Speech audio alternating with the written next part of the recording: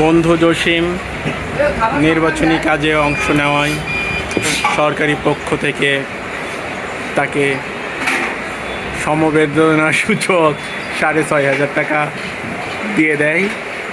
সেখান থেকে সে সদগায়ে জারিয়া মওকুফ পূর্বক 1,000 টাকা বাজেট রাখছিল সুলতান ডাইনে যাবে। ওখান থেকে বাজেট হেরফের হয়ে চলে আসছে গাজীতে। গাজীতে আমাদের বন্ধু খাওয়াবে কাচ্চি সরিষা তেলে। লাল বাজারে গলির মোড়ে পান দোকানের খরিদ্দার, বাকের আলীরা দূরে নাম ছিল তার গুলবাহার। লাল বাজারে গলির মোড়ে পান দোকানের খরিদ্দার, বাকের আলীরা দূরে নাম